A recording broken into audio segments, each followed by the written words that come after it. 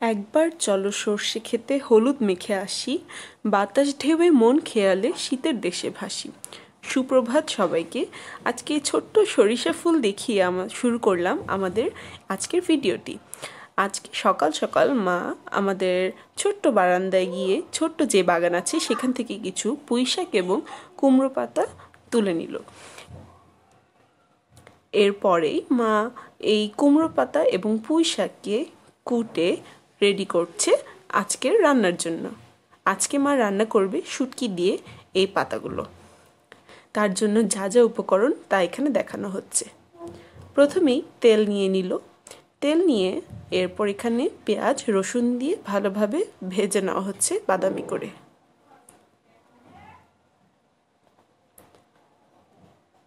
বাদামি করে ভাজা ভাজা হয়ে গেলে এরপর এতে সকল মশলাগুলো দিয়ে দেওয়া হচ্ছে এবং কাঁচামরিচও দিয়ে দেওয়া হচ্ছে।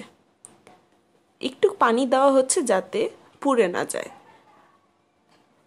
মশলাগুলো সব দেওয়ার পরে ভালোভাবে কষিয়ে নেওয়া হবে।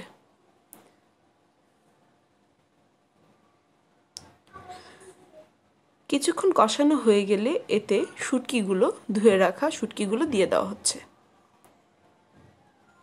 শুটকিগুলো ভালোভাবে নেড়েচেড়ে মশলার সাথে কষিয়ে নিতে হবে।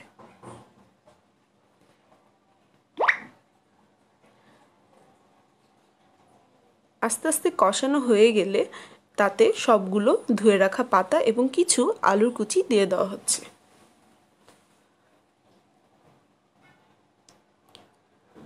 এরপর সব কিছু একসাথে নাড়াচাড়া করে মিশিয়ে নেওয়া হচ্ছে।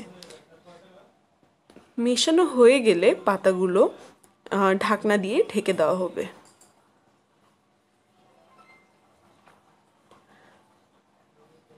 এরপর কিছুক্ষণ অপেক্ষার পরে আমাদের শুটকি রেডি হয়ে যাবে এবং এটিকেও কিছুক্ষণ নাড়িয়ে শুকিয়ে নেওয়া হচ্ছে।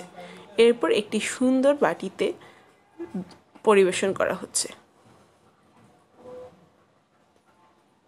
দুটো শুকনো মরিচ দিয়ে মা পরিবেশন করবে। এভাবে আমাদের আজকের রান্না শেষ। ধন্যবাদ সবাইকে।